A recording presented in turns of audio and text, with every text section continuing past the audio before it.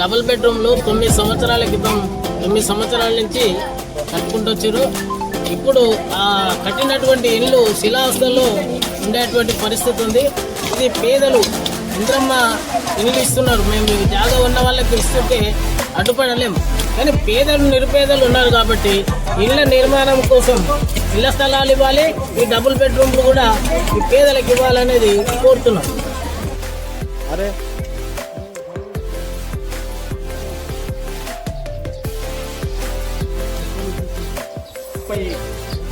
Double bedroom ఇల్లు నిర్మాణం చేసి పేదలకు పంచకపోవడం వల్ల ఈరోజు మొత్తం శిథిలావస్థకు చేరుకున్న పరిస్థితులు ఉన్నాయి. ఇనుప దర్వాజాలు, కిటికీలు, ఈ ఇనుప దర్వాజాలు తుప్పుపట్టిపోతున్న పరిస్థితులు చూస్తున్నాం. గతంలో ఎంఆర్ఓ దృష్టికి కానీ, అట్లాగే గ్రామ పంచాయతీ సెక్రటరీ గారి దృష్టికి, అట్లాగే ఎంపీడీఓ గారి దృష్టికి తీసుకెళ్ళాం. ఎమ్మెల్యే గారు కూడా ఏదో డబ్బులు రిపేర్ కోసం వస్తున్నాయనే పద్ధతిలో చెప్తున్నారు. ఈ కాంగ్రెస్ గవర్నమెంట్ వచ్చి కూడా 2 ఏళ్ళు కావస్తూ ఉంది. ఈ 2 ఏళ్ల కాలంలో కూడా ఈ డబుల్ బెడ్రూమ్ ఇండ్లు నిర్మాణమైన వాటిని పేదలకు ఇచ్చే కాడ నిర్లక్ష్యం వహిస్తూ ఉన్నది. అందుకే సిపిఎం పార్టీగా ఈరోజు కొండమడుగులో ఆ నిరుపేదల చేత ఇదంతా సాఫ్ చేయించి ఇళ్లకు తోలేటువంటి కార్యక్రమం చేపట్టినాం. తక్షణమే అధికారులు కానీ, ప్రజాప్రతినిధులు కానీ జోక్యం చేసుకొని ఈ కొండమడుగులో ఉన్నటువంటి పేదలకి ఈ డబుల్ బెడ్రూమ్ ఇల్లు కేటాయించాలి.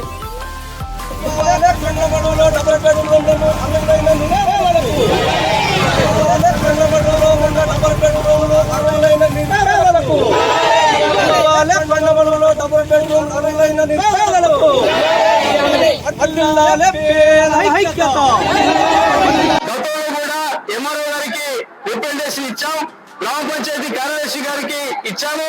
అట్లాగే స్థానిక ఎమ్మెల్యే గారు కూడా మాట్లాడుతూ భువనగిరి నియోజకవర్గంలో భువనగిరిలో ఉన్నటువంటి 400 పైగా ఉన్నటువంటి సింగన్నగూడెం దగ్గర ఉన్న డబుల్ బెడ్రూమ్ ఇళ్ల కోసం, అట్లాగే కొండమూడిలో నిర్మాణమైనటువంటి ఇళ్ల కోసం మేము ప్రత్యేక నిధులు తీసుకొస్తున్నాం. 4 కోట్ల వరకు మంజూరైనాయి. యుద్ధ ప్రాతిపదికన టెండర్ కాల్ఫర్ చేసి కాంట్రాక్టర్ తోటి పని చేయిస్తామని చెప్తా ఉన్నారు. కానీ భువనగిరిలో కొంత పనులు స్టార్ట్ అయినట్టు కనబడతా ఉంది. కానీ కొండమూడిలో మాత్రం ఏ ఒక్క పని కూడా చేయట్లేదు. నీళ్ల పని కానీ, కరెంటు పని కానీ, డ్రైనేజీ పని కానీ ఏ పని చేయట్లేదు. ఉన్నటువంటి ఇల్లు కూడా శిథిలావస్థకు వచ్చినాయి, కూలిపోయే ప్రమాదంలో ఉన్నది. దయచేసి అధికారులు ఎంఆర్ఓ గారు దీని మీద ప్రత్యేక చొరవ చూపి సంబంధించినటువంటి అధికారుల దృష్టికి తీసుకెళ్లి అక్కడ ఉన్నటువంటి డబుల్ బెడ్రూమ్ ఇళ్ళని వెంటనే అర్హులైన నిరుపేదలకు కేటాయించాలని మేము సిపిఎం పార్టీగా డిమాండ్ చేస్తా ఉన్నాం.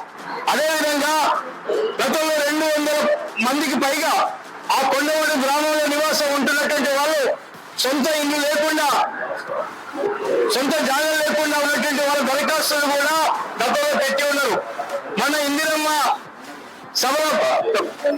గ్రామ సభలు నిర్వహించిన సందర్భం కూడా సుమారు 200 పైగా దరఖాస్తులు వచ్చి ఉన్నాయి. ఇక్కడ 30 ఇళ్లకు సంబంధించినటువంటి వాళ్ళకి హోదా, మిగతా మందికి అందరూ కూడా ఆ 120 సర్వే నెంబర్లో పరుపు బండ సంబంధించినటువంటి ప్రభుత్వ భూమి ఉన్నది. ఆ భూమిలో సెకండ్ ఫేజ్ అని మీరు అంటా ఉన్నారు.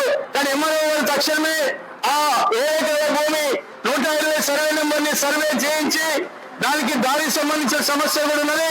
ఆ పక్క రైతు పట్ట ఉన్నటువంటి భూమి వాళ్ళతోటి మాట్లాడి భూమికి భూమి బదులుగా చేస్తూ దాన్ని సరి చేస్తూ ఎంఆర్ఓ గారు ఆ గ్రామంలో ఉన్నటువంటి పేదలకి ఇళ్ల స్థలాలు కేటాయిస్తే ఇలా 2వ ఫేజ్ లో సంబంధించినటువంటి ఇందిరమ్మ రుణాలు మంజూరు చేస్తామని గవర్నమెంట్ చెప్తా ఉన్నది. మరి అటువంటిప్పుడు సర్వే తోటి ఆ ఏదైతే ప్రభుత్వ భూమిని సర్వే చేయించడం, అట్లాగే దారి సమస్య లేకుండా ఆ దారిని కూడా పక్క పట్టణాలతో మాట్లాడి ఆ దారికి సంబంధించిన ఎంత భూమి తీసుకుంటామో అదే ప్రభుత్వ భూమిలోకి వెళ్ళి ఆయనకి ఇచ్చేందుకు అవకాశం ఉంది. దానికి సంబంధించినటువంటి ఫార్మాలిటీస్ అన్ని కూడా రెవెన్యూ డిపార్ట్మెంట్ గా తహసీల్దార్ గారు చొరవ తీసుకోవాలని ఈ సందర్భంగా కోరుతా ఉన్నాం.